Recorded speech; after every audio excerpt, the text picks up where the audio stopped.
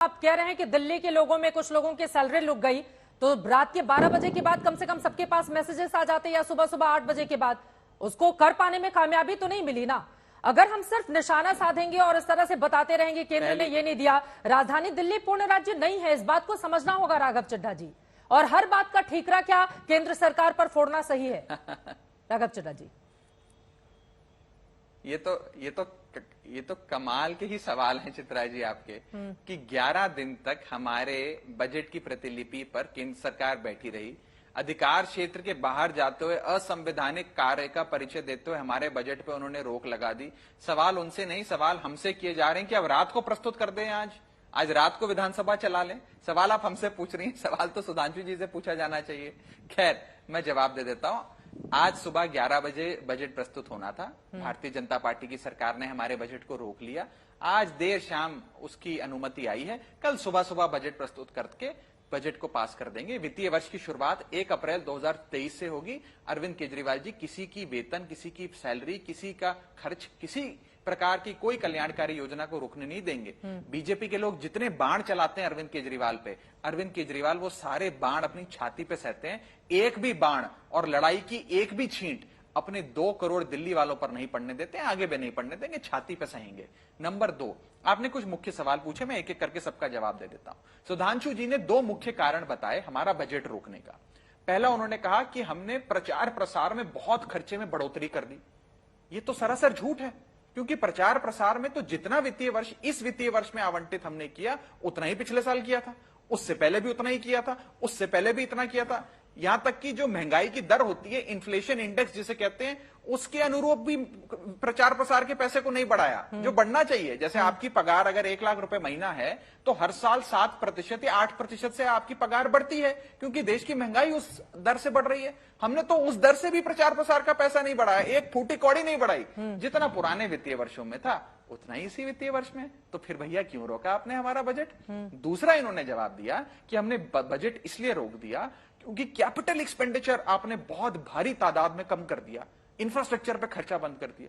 78,000 करोड़ में से 22,000 करोड़ रुपए कैपिटल एक्सपेंडिचर है, जो अभी तक के ये तो 3 बार आप बता चुके हैं राघव चड्ढा जी। हाँ ठीक है, अब मेरा सवाल सर सुन लीजिए, इतिहास में सबसे ज्यादा ठीक है, लेकिन वही सवाल अब मैं फिर से आ जाती हूँ। राघव जी 1 सेकंड में आ जाती हूँ। 22,000 करोड़ रुपए आप 3 बार बता चुके हैं कि बुनियादी ढांचे पर खर्च किया जा रहा है।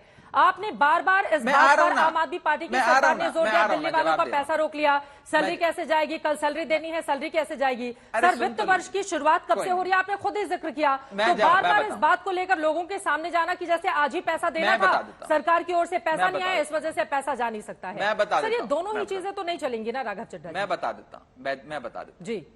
आपने ही अपनी बात को खारिज किया। सारे सवाल हम ही से पूछिए, पाप तो हम ही करते हैं, बीजेपी। अरे मैं पूछ लूंगी, ज्यादा मौका आपको ही दे रहे हैं। बीजेपी को बुलाइए मत बहस में, सारे सवाल मुझे से करिए, मुझसे फिर 1-to-1 इंटरव्यू करिए ना चित्रा जी। फिर सुधांशु जी को क्यों बुलाया है? आप सारे दिक्कत सवाल पूछिए आप लोगों के साथ। कोई नहीं, मुझे आपके सवालों से कोई परहेज नहीं, मैं सीधा जवाब दूंगा। मैं सीधा जवाब दूंगा। आपने मुझसे सवाल पूछा कि भाई 1 अप्रैल से वित्तीय वर्ष शुरू हो रहा है, क्योंकि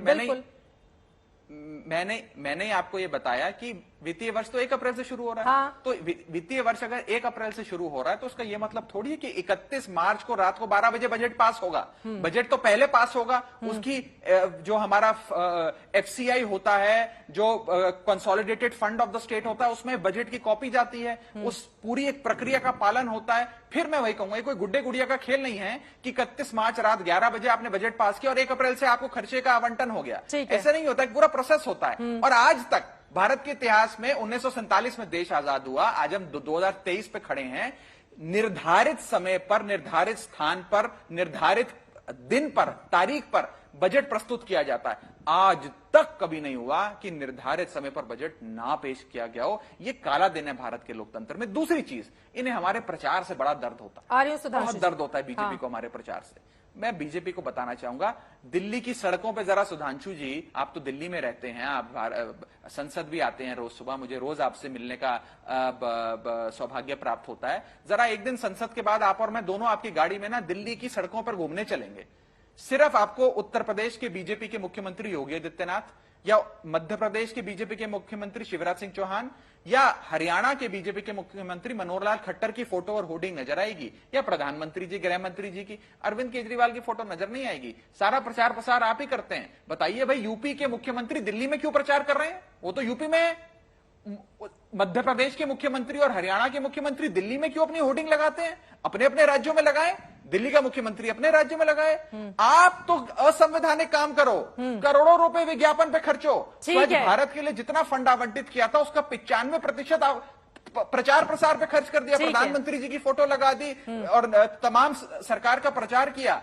लेकिन अरविंद केजरीवाल जी अगर थोड़ा सा पैसा स्कूल, दवा, बिजली, इलाज, महामारी के किसी प्रकार के अवेयरनेस प्रोग्राम पे खर्च करना चाहें तो आपके पेट में दर्द होता है। आप करो तो रासलीला, हम करें तो कैरेक्टर ढीला। आपका कुत्ता कुत्ता, हमारा कुत्ता टॉमी, ऐसे नहीं होगा। सुधांशु जी बोलिए। सुधांशु जी उनके सवालों पर जवाब दीजिए। देखिए, पहली बात इन्होंने, देखिए, अगर किसी राज्य के मुख्यमंत्री ने राष्ट्रीय राजधानी में प्रचार लगा दिया तो वो तो दुरुपयोग है, और पंजाब की सरकार का प्रचार गुजरात में हो रहा है। भाई क्या तर्क है? दूसरे राज्य में दूसरे राज्य का मुख्यमंत्री, अच्छा चलिए एडजॉइनिंग राज्य हो तो एक बार फिर भी मान लें कि अगल बगल के क्षेत्रों से कोई प्रभाव होता होगा, इतना दूर जाकर करने का प्रयास करना वो तो बिल्कुल नियमानुसार था। अभी आपने जो स्वयं बोला राघव जी, अपनी बात तो पुनः आपने कॉन्ट्रडिक्ट कर दिया। आपने पहले वाक्य में कहा हमारा बजट रोका जिसका अधिकार नहीं था। अरे जनाब, आप तो वो पार्टी है, मैंने तो पहले ही बोला, जो पूरा अधिकार के साथ संसद ने पारित किया उसके तो खिलाफ आपने पास कर दिया। अगर आपको लगता अधिकार नहीं था, कोई जरूरत नहीं थी केंद्र से इंतजार करने की, प्रस्ताव पारित कर देते बजट। फिर क्या बोला आखिरी वाले भाग में? अनुमति हमें इतने बजे प्राप्त हुई। तो पहले मान्यवर ये तय कर लीजिए कि आपको अनुमति की दरकार थी या नहीं थी, अधिकार था या नहीं था। यहीं पर सारा पेच है। यही वो दुष्प्रचार है जो आम आदमी पार्टी निरंतर करते रहना चाहती है कि मुख्य मुद्दे की बजाय, कारण क्या है कि शराब के घोटाले से लेके, बिजली के घोटाले से लेके, शिक्षा समय के घोटाले से लेकर यह पार्टी इतने प्रकार के भ्रष्टाचार में आकर डूब गई है कि अब भ्रष्टाचार से बचने के लिए वह कलाकार नाना प्रकार के प्रकार दिखा रहा है।